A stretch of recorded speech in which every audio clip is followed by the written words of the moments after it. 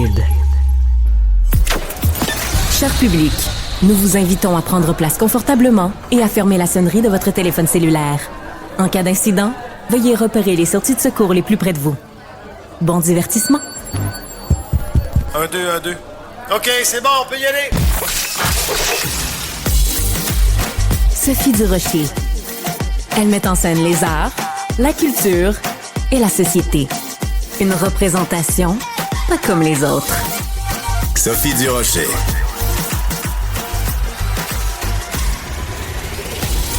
Bonjour tout le monde, j'espère que vous allez bien. Moi, j'ai passé toute la fin de semaine à faire le tri dans mes affaires. Bon, à l'âge que j'ai, c'est sûr que j'ai accumulé plein de bébelles, de documents, d'archives, de livres. Puis on songe peut-être avec mon mari à déménager, aller dans plus petit. Bref, on est dans cette période où on fait le tri dans nos affaires pour se rendre compte qu'on a bien trop d'affaires. Et ça me fait penser des fois à un ami à moi qui est collectionneur. Puis lui, il a tellement d'affaires qu'il est obligé de, tu sais, comme de louer des entrepôts, des garages complets pour toutes ces... Lève pas les yeux au ciel, parce que cet ami-là, c'est notre prochain invité. À voir que c'est si belle, Olivier. Non, mais ça, OK. Moi, je fais une belle introduction, puis là, elle lève les yeux au ciel comme si c'était épouvantable ce que je racontais. Écoute ça. Quoi? Vraiment rapidement. Ma grand-maman avait plein d'affaires comme ça qu'elle accumulait et ça lui a coûté l'an dernier 25 000 $ d'entreposage pour toutes ses patentes. J'ai levé les yeux parce que je me dis, à un moment donné, t'as tellement d'affaires, tu dois trouver, puis ça te coûte peut-être de l'argent. Je sais pas si ton prochain invité dépense pour ça, mais bref, tu sais qu'il y a un nom pour ça coûte s'appelle cher. le syndrome de Diogène. Les gens qui sont incapables de jeter. C'est une maladie. Oui. Je dis pas que mon prochain invité, ni moi, T'es ni pas mieux, là. ni quelqu'un qui partage ma vie aurait ce syndrome-là, mais c'est un collectionneur et justement, il a dans sa collection plein d'artefacts qui ont appartenu de près ou de loin à John F. Kennedy. Puis j'avais envie de lui demander à ce prochain invité mystère, est-ce que le fait que Donald Trump dise on va lever complètement, libérer complètement la possibilité d'avoir accès à tous les documents concernant la mort de JFK, est-ce que ça va avoir un impact? Cet invité mystère, quelle longue introduction. C'est Michel Barrette. Bonjour, Michel Barrette. Bonjour. Hey, je vais vous rassurer, là, posez pas la question. Je sais pas c'est quoi le syndrome.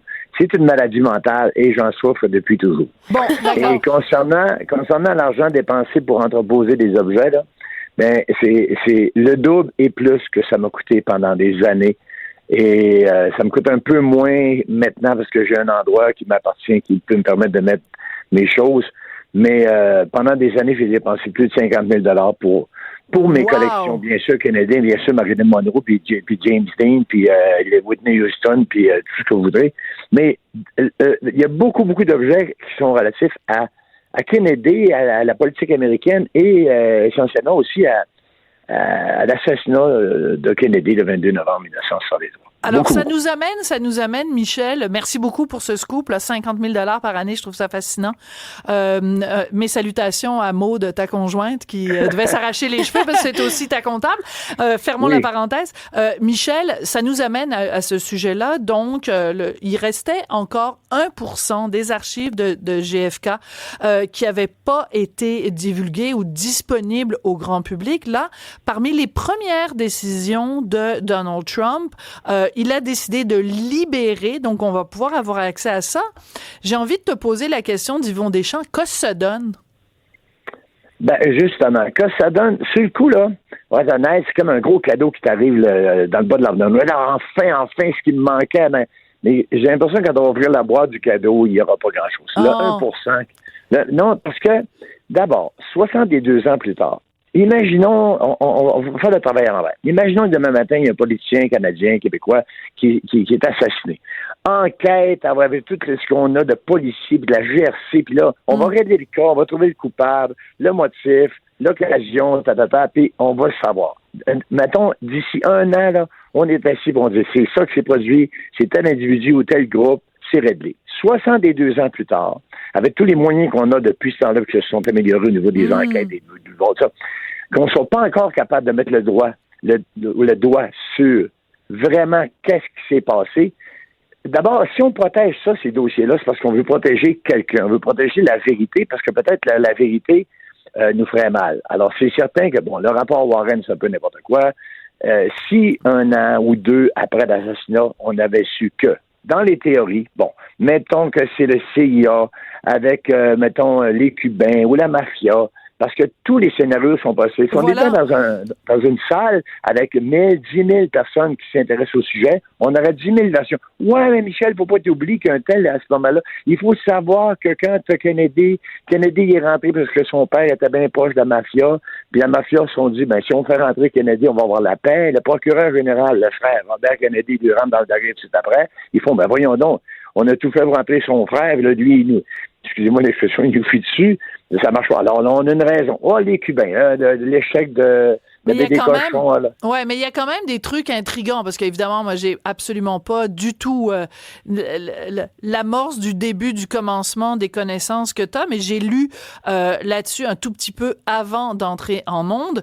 Et par exemple, il y a un personnage assez énigmatique, il y a le personnage de George Johannides. Toi, évidemment, ça te dit quelque chose. George Johannides, qui avait recruté Lee Harvey Oswald. Est-ce qu'on va en apprendre plus sur le personnage de George Johannides? Ouais, peut-être des éléments qui nous aideraient, ou ça sert à rien? Ben, ça servirait à quelque chose si... Comment je dis ça? Si son nom ressortait, qu'il faisait partie du 1% qui reste comme information, ouais. On dit, enfin, on a un lien. Mais ça, des histoires comme ça, que ce soit lui ou d'autres personnes, tu sais, prends juste, là, mettons, une des théories. Ouais. Pas une théorie, mais des questionnements qu'on doit se faire. Bon, Kennedy est assassiné le 22 novembre 1963, le vendredi, OK? Alors là, branle-bas de combat, ça n'a pas de maudit bon sens. Et 2 jours après, au moment où on le déplace, Lee Harvey Oswald. Alors, le jour même, il sera arrêté. Puis le dimanche, ben, Jack Ruby, le propriétaire d'un club de danseuses, le Carousel Club, débarque comme ça, parce que tout le monde le connaissait, puis il se déplace dans le sous-sol de poste de police. Il va assassiner Lee Harvey Oswald. Ben, ça, là, ça fait... Si tu veux tuer quelqu'un, t'engages un tueur en série, tu t'engages un tueur qui va tuer la personne que tu veux tuer, puis si tu veux pas qu'il y ait de lien entre la personne assassinée et toi, qu'est-ce que tu fais? Tu te débarrasses du gars du milieu. T'sais. Mais oui. Alors, tu te débarrasses de Lee Harvey Oswald qui est le tueur, puis rapidement, l'autre se retrouve en prison parce qu'il a tué l'autre, fait que là, tu n'as plus de lien de ce côté-là. Lee Harvey Oswald dira qu'il était un homme de paix. Quand tu regardes le déplacement de Lee Harvey Oswald, quand est-ce qu'il est engagé au dépôt de livres? Parce que si tu veux l'assassiner le 22 novembre, parce que tu sais qu'il va faire ce virage-là, donc ça se prépare longtemps d'avance. Combien de temps d'avance on a su que le motorcade allait tourner là? Alors, tout ça, à chaque fois, c'est une théorie. Puis là, qui se défend. Mais l'autre théorie aussi se défend. Pourquoi les Cubains seraient intéressés? Parce que Fidel Castro, qui a lui-même été victime de tentatives d'assassinat, aurait bien pu dire, moi, me débarrasser de l'autre avant qu'il se débarrasse de moi. Ouais. Les Cubains... Tu sais, je lisais quelque part, Michel, qu'il y a eu 600 livres. 600. Ah oui, 600 livres, je dois avoir je pense qu'il y en a 599 dans tes entrepôts de livres sur l'assassinat de John F. Kennedy. Mais ça veut dire qu'il y a au moins, des fois, il y a un même auteur peut avoir écrit plusieurs livres, mais il y a au moins, disons, 600 éléments de preuve ou 600 théories ou 600 parce que les conspirationnistes se mettent là-dedans, les complotistes en rajoutent. C'est ça qui est intriguant. C'est intriguant, puis chacune de ces théories-là, parfois se font face, parfois se confirme, parce qu'on confirme pour ceux qui sont dans la même lignée, mais il faut pas oublier une autre chose. Tu viens de prononcer le mot complotiste. Ouais. C'est peut-être le premier sujet de complot là, de l'histoire, en tout cas, l'histoire que l'assassinat de Kennedy, parce qu'on traîne ça depuis 62 ans. Et aujourd'hui, quand on parle des complotistes, parfois il y a des affaires complètement farfelues. Le rayon laser qui a mis le feu en Californie. D'autres qui ont dit que c'était pour punir les artistes qui ont des grosses... Mais c'est du grand n'importe quoi. Puis ce qui est triste, c'est qu'avec le temps, le cas Kennedy a comme fait partie de ça. Fait qu'il y a des théories complètement ridicules qui sont sorties, mais qui ont un peu entaché le travail de professionnels, de journalistes, d'enquêteurs, qui depuis toujours ont voulu faire vraiment un cas sérieux. Voici. Voici, c'est ça qui s'est passé. Donc, tu es en train de me dire, Michel, es-tu en train de me dire que des gens, en effet, qui parlent de rayons laser qui auraient causé les feux à Los Angeles, ça, ce sont des complotistes ridicules, mais que les gens qui échafaudent une théorie comme quoi il y aurait eu un complot qui serait à l'origine de l'assassinat de Kennedy, ça n'est pas une prémisse ridicule. Non. Ce que je te dis, c'est que ce qu'on appelle aujourd'hui, parce qu'aujourd'hui, des complots puis des histoires qui n'ont pas de bon sens, mais pas de bon sens pour moi. Tu sais, moi, le laser qui met le feu en Californie, pour moi, c'est du n'importe quoi, je me roule la terre. Mais pour quelqu'un à côté de moi, pourrait dire, non, Michel, il faut pas t'oublier qu'ils ont fait ça parce que mais Michel, il y a des gens comme Manon Massé qui disent que c'est pas vrai qu'il y a juste deux sexes. Que c'est pas vrai, qu'il y a d'autres possibilités humaines que être un homme puis une femme. Mais moi, je trouve ça un peu farfelu, mais ça a l'air qu'on peut plus dire ça en 2025. Fait que, moi, je trouve que c'est complotiste de dire qu'il y a plus que deux sexes, là. Mais ça a l'air que...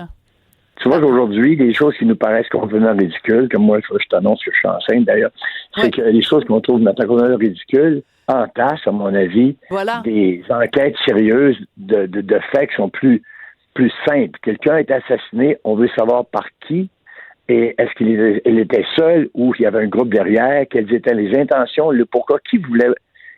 Ça servait qui que Kennedy meurt? Un individu un peu fâché qui n'aime pas qu'il tire, bon, bravo, mais tout ça, pour ça. Ouais. Et, donc, pour revenir à notre question de base... Ah, OK, mais oui, vas-y, mais après, je veux qu'on revienne à la question de base. Ça va rejoindre ta question. D'accord, vas-y. Moi, je me souviens que le lundi, lors des funérailles de Kennedy, moi, je ne comprenais pas trop, j'ai 6 ans. Je sens depuis le début du week-end que mes parents sont inquiets, puis sont devant la gauche, devant noir et blanc, puis ils regardent tout, puis là, ils suivent des nouvelles. Je comprends pas pourquoi. Et pendant les funérailles, je suis dans le salon, ça arrive Melançon-Alma, mon père a son beau petit t-shirt blanc, là, avec son paquet de cigarettes sur l'épaule, et il regarde les funérailles, et je me souviens de la phrase.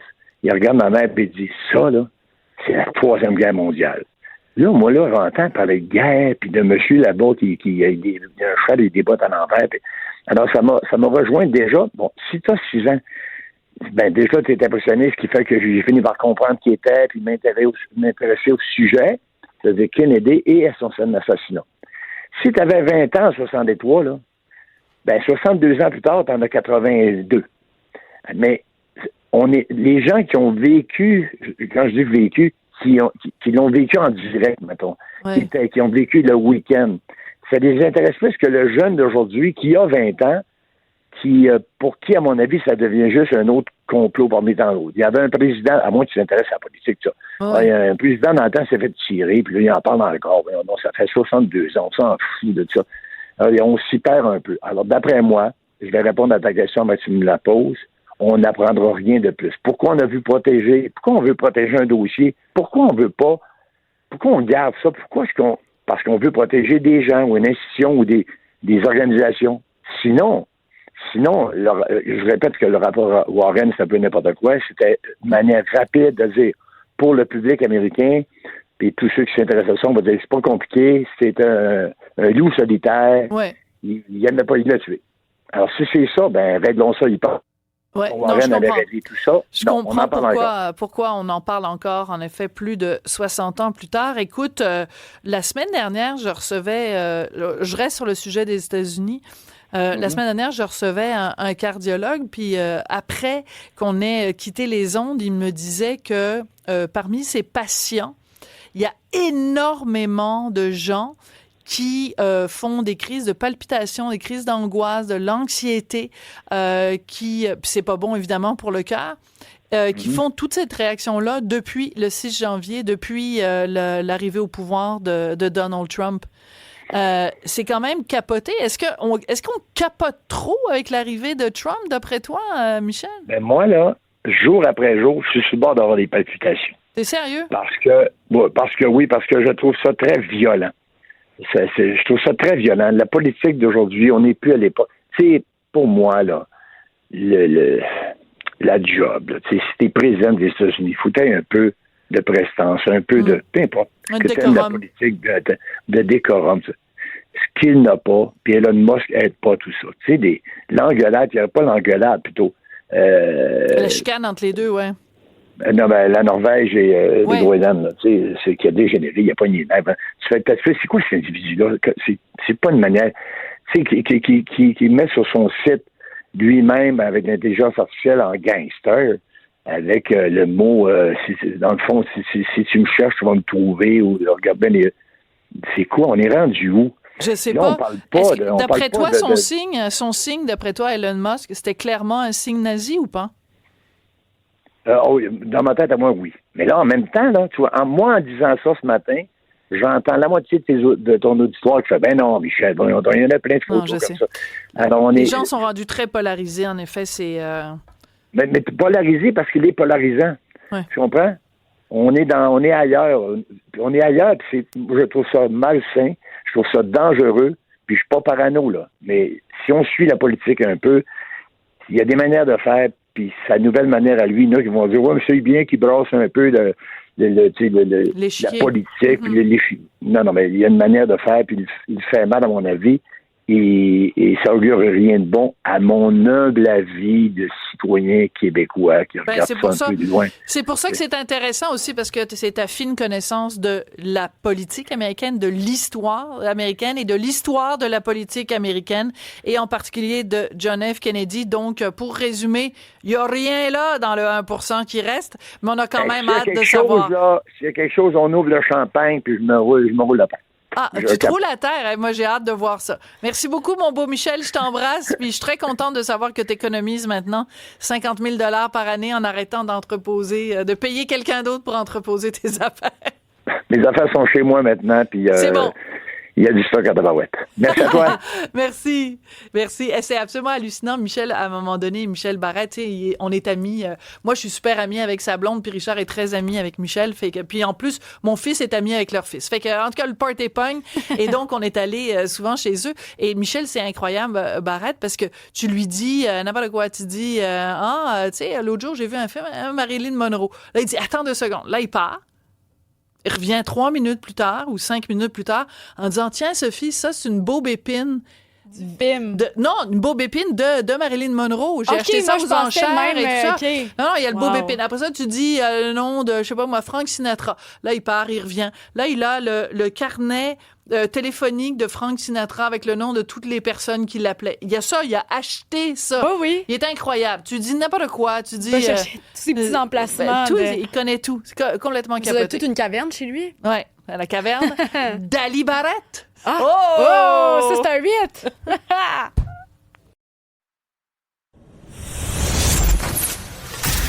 Sophie Durocher. Un savoureux mélange artistique de culture et d'information.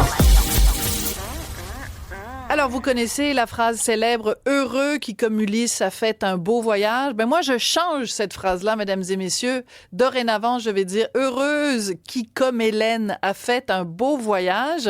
La Hélène en question, c'est Hélène Boudreau. Vous la connaissez, artiste tatoueuse, créatrice de contenu exotique ou de contenu pour adultes, comme vous voulez.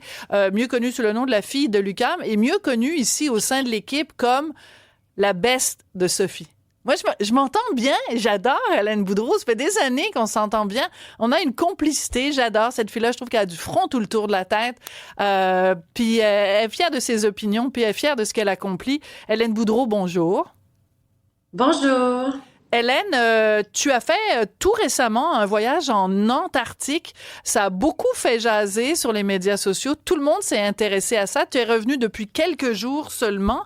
Qu'est-ce qui t'a poussé à faire ce voyage-là? Parce que c'est pas une destination courante. C'est quand même à l'autre bout du monde. Ça coûte très cher aller là.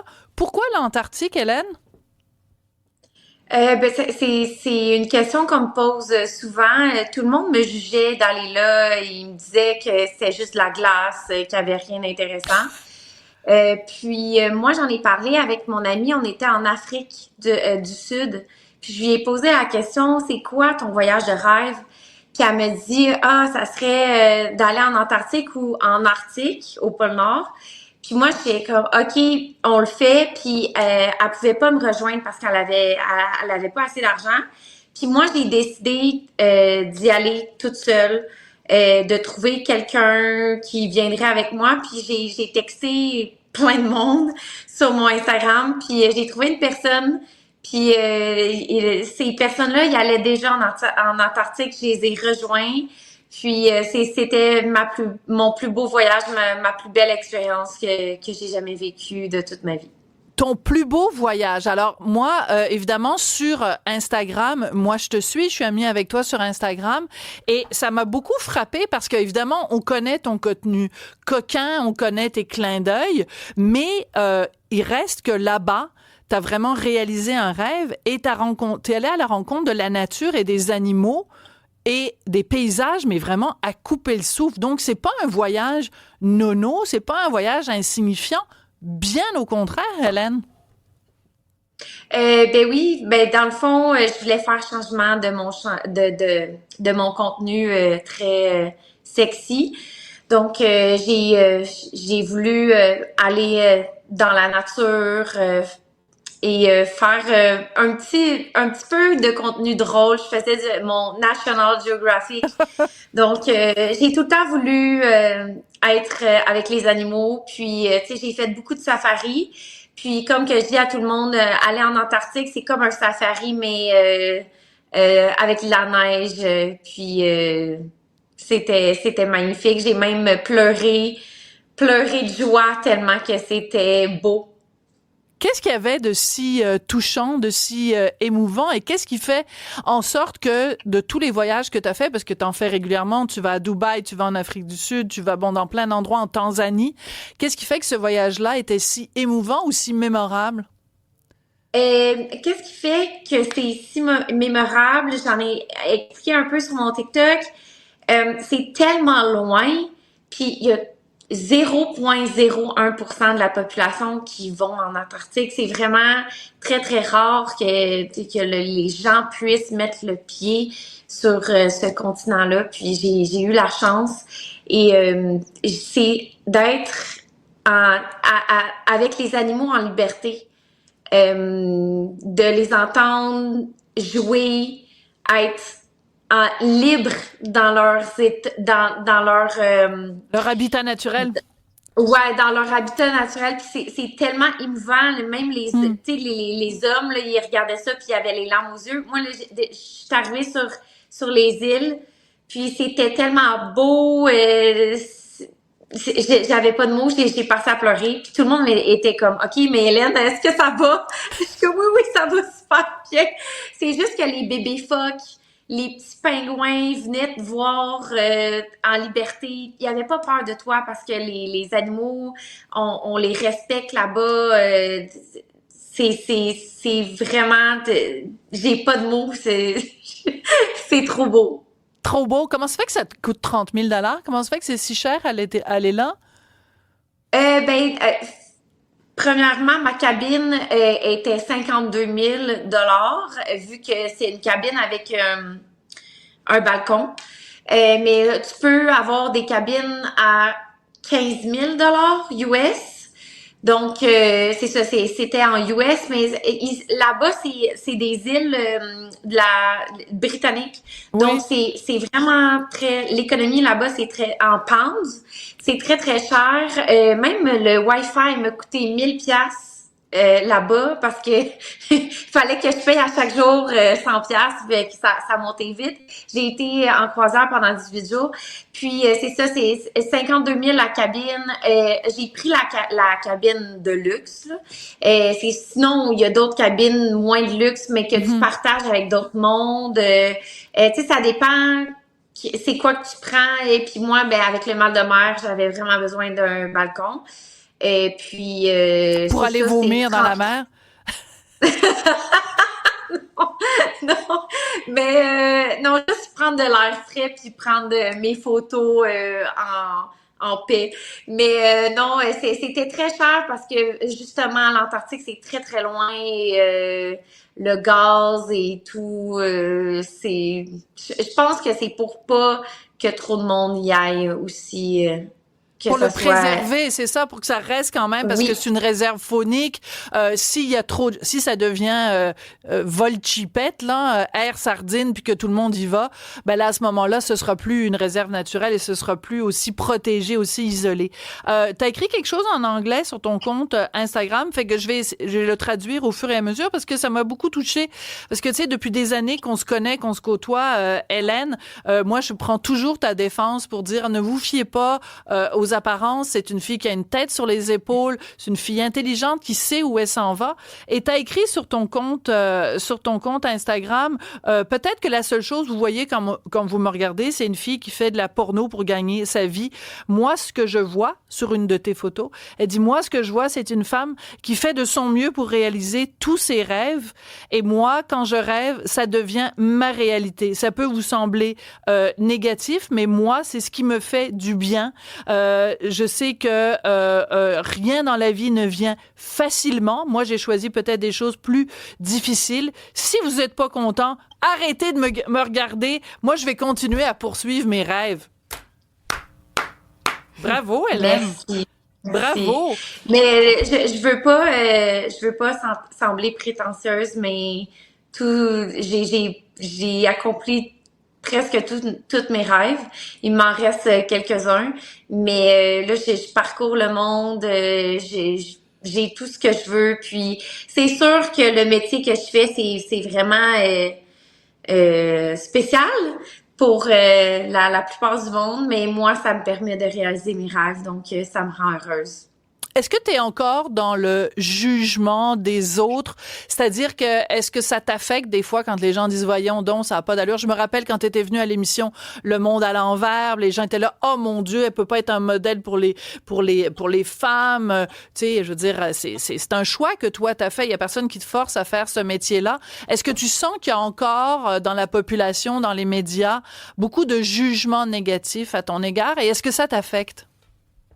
Bien sûr, parce que il y a beaucoup de compagnies qui veulent pas faire affaire avec moi. Tu sais, j'ai beaucoup de visibilité. J'ai beaucoup de followers, puis il y a beaucoup de compagnies qui feraient pas affaire avec moi à cause de mon métier. Mais ça me freine pas. Je suis sûre.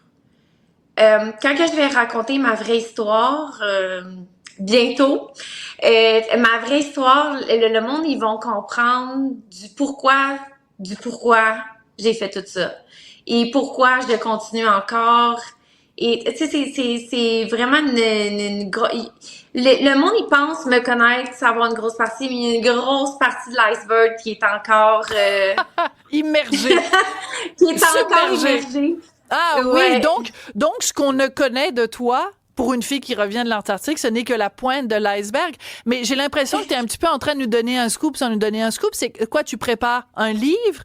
Tu prépares un documentaire? Tu prépares... J'aimerais vraiment beaucoup ça, mais dans le documentaire, le monde, ils vont être choqués. Parce que le monde, ils savent juste la pointe de l'iceberg. C'est ça qui est fascinant dans mon histoire, parce qu'il y a beaucoup de choses, de péripéties qui méritent d'être dans un livre ou dans un documentaire. Ouais. D'accord.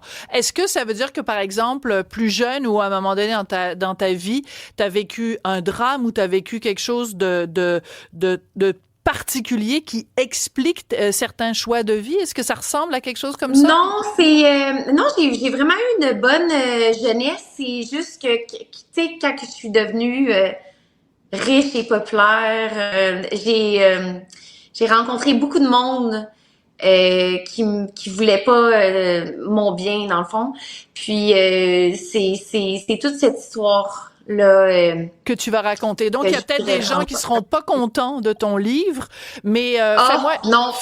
Non? Il y a peut-être des révélations que tu vas faire, mais engage-toi à quelque chose au nom de notre complicité qui remonte à plusieurs années maintenant, quand tu vas sortir soit ce livre, soit ce documentaire, que ce soit sur les ondes de Cube que tu viens nous en parler en premier. Laisse faire, tout le monde en parle, pour les petites émissions qui sont pas écoutées à la télé. Tu viendras nous faire des confidences ici même à Cube Radio. Oui, ben c'est sûr que je vais te contacter parce que j'en ai long à dire.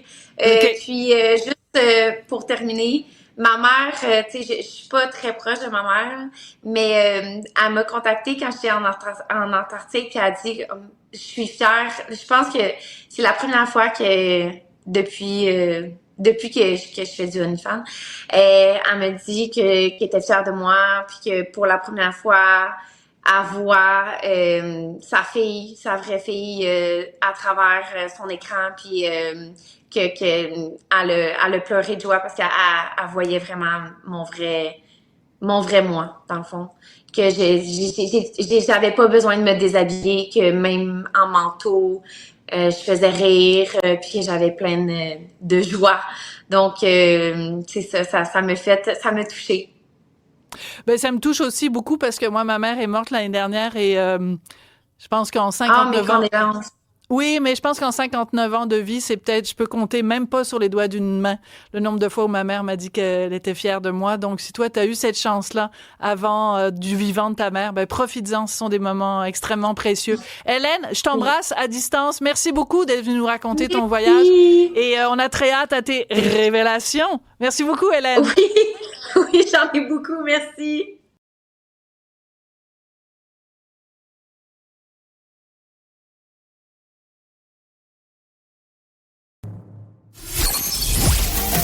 Sophie Durocher. Passionnée, cultivée, rigoureuse. Elle n'est jamais à court d'arguments. Pour savoir et comprendre, Sophie Durocher. Alors, ça a beaucoup circulé pendant la fin de semaine, ces images sur le site, la page Facebook de l'Oratoire Saint-Joseph à Montréal, des images de 3 jeunes pris par des caméras de sécurité avec cette mention qu'il y avait eu du vandalisme à l'Oratoire. J'avais envie d'en savoir plus. On va parler à l'instant avec Céline Barbeau, elle est directrice des communications à l'Oratoire Saint-Joseph. Bonjour, Madame Barbeau. Bonjour, Madame Durocher. Qu'est-ce qui s'est passé en fin de semaine, Madame Barbeau? En fin de semaine, nous avons du vandalisme à l'Oratoire depuis cet été. Et puis, on a remarqué que vraiment, les actes d'infraction ont à peu près doublé, sinon triplé depuis cet été. Et que les gens qui viennent ont l'air d'être de plus en plus équipés. Ce sont des actes qui semblent être planifiés. Les gens arrivent avec des échelles, des cordes, des cisailles, des pieds de biche et ils essaient de s'introduire dans des endroits qui sont absolument interdits au public. Par exemple, aller dans le dôme de l'Oratoire. Ce sont des endroits qui sont absolument pas sécurisés et prêts pour accueillir des gens. C'est dangereux de s'y rendre. En fin de semaine, on a vécu quelque chose d'un petit peu différent et c'est la raison pour laquelle on a décidé de dénoncer la situation sur les réseaux sociaux. Les vandales se sont introduits au jubé du grand orgue de la basilique. C'est à cet endroit-là que nous avons le précieux orgue Bécarat qui date des années 60. Des caméras ont été arrachées, les portes ont été défoncées et on remarque là, qu'il y avait de l'équipement là, pour faire ça. Cette fois-ci, on a été chanceux qu'ils ne se sont pas attaqués à l'orgue comme tel, mais cela dit, on a décidé de dénoncer ce qui s'était passé en espérant sensibiliser les visiteurs et les pèlerins à signaler les actes dont ils sont témoins. D'accord. L'Oratoire est quand même un lieu patrimonial que l'on doit préserver. Ben, et puis tout à fait. C'est ça. Alors j'ai tellement de questions à vous poser parce que je tombe Allez-y, des nues.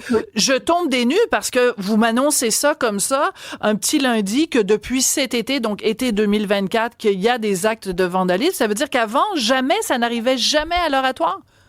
C'est toujours arrivé un petit peu, par exemple, comme dans tous les lieux publics, nous sommes victimes de petits gestes de vandalisme, que ce soit mais c'est surtout du graffiti, on se fait taguer ou des choses comme ça. Il y a eu quelques tentatives d'entrer à l'Oratoire en brisant des portes, mais depuis l'été, c'est vraiment devenu presque à chaque week-end, en fait, il y a des gens qui viennent ici puis qui essaient d'entrer pour aller dans des lieux secrets. D'accord. Alors, comment vous expliquez ça? Est-ce que vous avez identifié, parce que la façon dont vous le décrivez, vous dites que les gens sont armés de pieds de biche ou d'instruments. Donc, c'est pas quelqu'un qui décide à la dernière minute, c'est planifié. Est-ce que vous avez une idée des motifs pour lesquels les gens font ce vandalisme-là? On n'a pas de preuves absolues sur ce truc-là. Cependant, On pense qu'il y a beaucoup d'explorateurs urbains, peut-être qui viennent, peut-être qu'il s'est passé des trucs sur les réseaux sociaux. Il y a beaucoup d'images sur les réseaux sociaux de personnes qui sont montées sur la croix de l'Oratoire. Ce qui est évidemment extrêmement dangereux, en fait. Ben oui, je vois qu'il y a quelqu'un qui essaye de vous parler. Vous lui dites, je suis en onde à Cube Radio, revenez plus tard. Je parle avec Madame Durocher. Effectivement. Alors, voilà. C'est ça. On en a vu, mais c'est jamais, alors, on sait pas exactement. Sur les réseaux sociaux, là, on voit des images de gens qui sont rentrés avec des caméras. Est-ce que ça incite les autres à le faire? On n'a pas de preuve absolue de ça.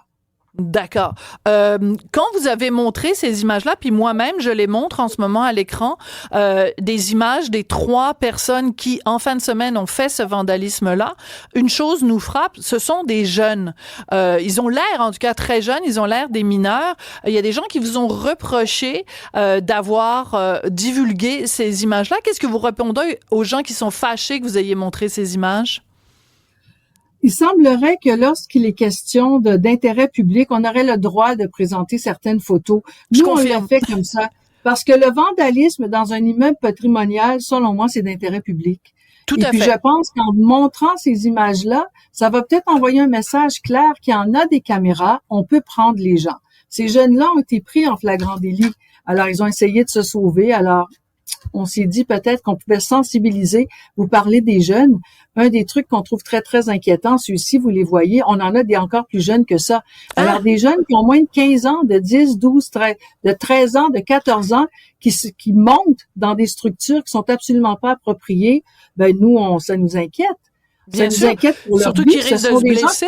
Voilà, ils pourraient se blesser et puis là, un drame pourrait subvenir parce qu'ils se rendent pas compte du danger. Ma collègue Cybèle Olivier, qui est journaliste à la recherche, il y a des gens qui réagissent? Oui, ou... absolument, puis qui se posent des questions sur les interventions policières puis sur les forces de l'ordre, qu'est-ce qu'elles ont fait en lien avec ça, parce que c'est arrivé qu'il y a eu du grabuge pour plein d'autres raisons à Montréal et souvent on a critiqué le travail des policiers et Marc-Olivier Fecteau des Laurentides nous demande, vous demande si les services policiers ont réagi promptement et avec beaucoup de vigueur. Est-ce que c'est le cas? Nous avons, comme je vous dis, on a une excellente collaboration avec les services de police de la Ville de Montréal. Ils viennent à l'Oratoire régulièrement. Nous, on fait des rapports. Évidemment, on a une sécurité ici qui est assez stricte. On fait les rapports à la police. Puis ensuite de ça, évidemment, à la police de Montréal de faire les suivis sur des situations d'entrée par effraction. Mais généralement, on a une belle collaboration avec eux. Mais est-ce que il faut les prendre aussi. Mais oui, c'est ça. Est-ce que les suivis, est-ce qu'ils sont faits, les suivis? Est-ce qu'ils vous reviennent? Est-ce que les suivis, savez-vous qu'est-ce qui se passe avec les gens qui font ça? Tu sais, parce que, est-ce qu'ils font les suivis? Il y a eu des interventions. Je crois que c'était la police de Montréal serait peut-être plus en mesure de vous répondre sur ces questions-là. Oui. Je voudrais pas prendre la parole pour eux. Nous, on fait notre travail. Ils nous reviennent. On envoie des trucs. Ils posent les bonnes questions. Et ce serait peut-être à eux de voir qu'est-ce qu'ils font une fois qu'ils ont l'information en main. D'accord. Mais vous avez, la plainte a été faite, le signalement a été fait au SPVM, mais il reste que si justement, Madame Barbeau, depuis l'été dernier, il y a une augmentation vérifiable et quantifiable de ces actes de vandalisme, peut-être qu'il faudrait que la police de Montréal soit un petit peu plus active, parce qu'il ne faut pas juste réagir une fois que ça a lieu, il faut faire de la prévention, il faut s'assurer que ça ne se produise pas. Vous avez absolument raison. D'ailleurs, depuis ce temps-là, nous, à l'Oratoire, il faut quand même savoir que 365 jours par année, 24 heures par jour, il y a de la sécurité sur les lieux. Depuis les actes de vandalisme, on a ajouté beaucoup de caméras. On a renforcé également des portes avec des barres de fer, les cadrages de portes ont été renforcés. On fait aussi de notre côté des efforts, mais comme je vous dis, on fait affaire à des gens qui sont très organisés, d'où notre intervention. Ce qui nous inquiète, mis à part le matériel, c'est vraiment, plus il y a des gens qui viennent, plus il y a des risques d'accident. Les jeunes de 13 ans qui tombent du dôme, là, c'est très dangereux. Très dangereux, très inquiétant. Et je vais vous poser une question, vous allez y répondre par oui ou par non. Est-ce que vous pensez que le vandalisme à l'Oratoire est motivé par des raisons religieuses, oui ou non? Non. Parfait. La réponse est claire. Merci beaucoup. Céline Barbeau, vous êtes directrice des communications à l'Oratoire Saint-Joseph. Allez et ne pêchez plus. Allez en paix. Je vous remercie beaucoup de votre intérêt pour l'Oratoire. Bonne fin de journée.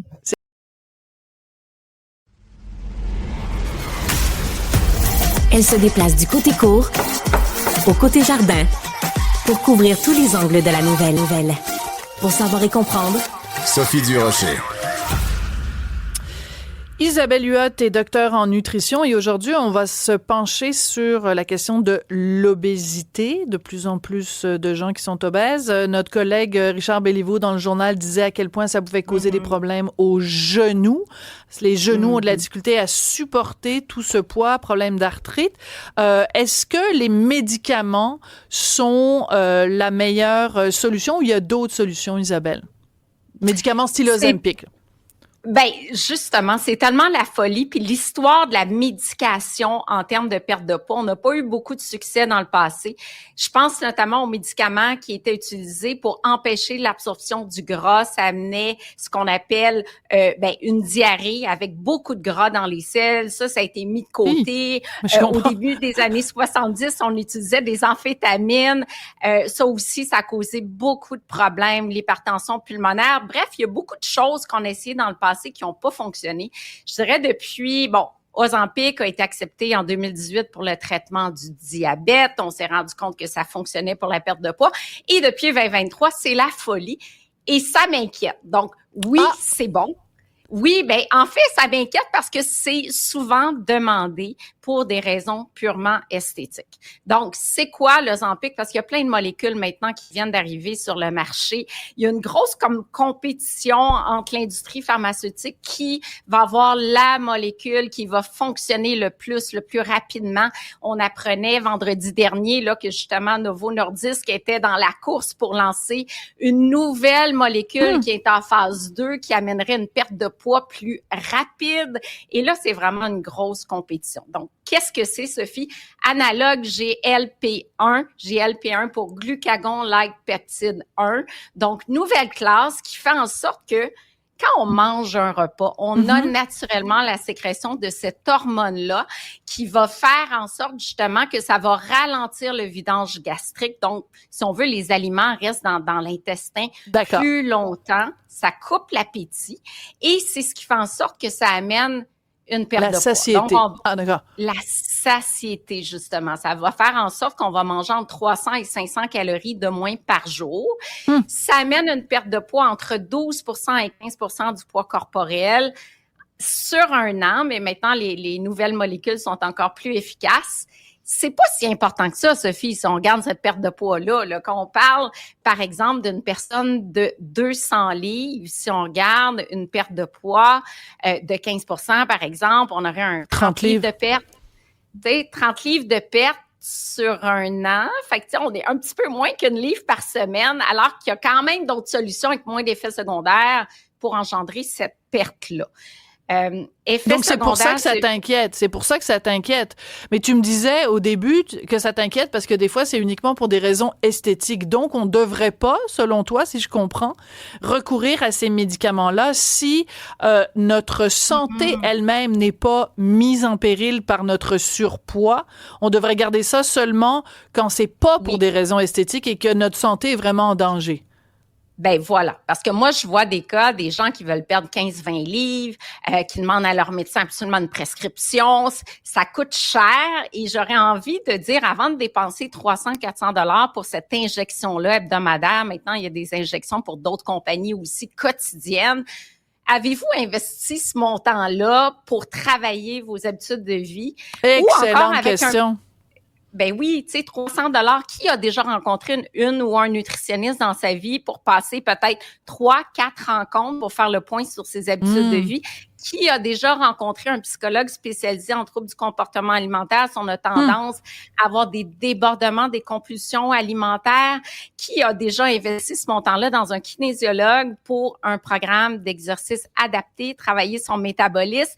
Pour moi, c'est la voie facile. Je comprends qu'il y a des cas où il y a des complications puis il faut agir plus vite, mais quand même, c'est rendu l'accessibilité facile à se procurer. C'est rendu, je ferai pas d'effort, je vais prendre l'Ozempic ou encore je vais prendre les autres molécules parce qu'il y en a plein maintenant sur le marché, alors qu'on doit à la base travailler ses habitudes de vie. D'accord. Et mais j'adore ça.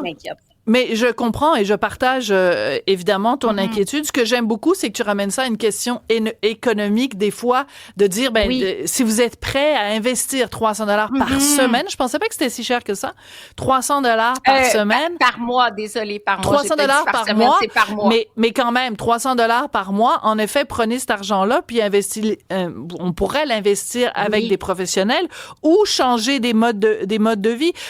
Parmi les suggestions que tu fais, consommer moins d'aliments transformés, éviter les boissons sucrées et redécouvrir ces signaux de satiété. Ou alors, moi, je dirais aussi une autre option, écouter Cube Radio tous les lundis parce que les chroniques d'Isabelle nous amènent à justement remettre en question nos habitudes de vie. Oui, puis oubliez pas que quand vous cessez la médication, il y a une reprise de poids. Ça vient d'être démontré dans une étude. On reprend presque totalement le poids perdu. Puis il y a énormément d'effets secondaires du point de vue gastro-intestinal, nausées, vomissements, surtout au début. Mais ça reste une médication avec des effets secondaires. Pensez-y 2 fois. Pensez-y 2 fois parce qu'à un moment donné, il faut aussi apprendre à s'aimer. Et si le prix de cette perte de poids, c'est d'avoir des nausées, des vomissements, moi, je sais pas, mais bon, ça vaut la peine de peser le pour et le contre et le coût et les bénéfices. Isabelle, désolée d'avoir écourté ta chronique aujourd'hui.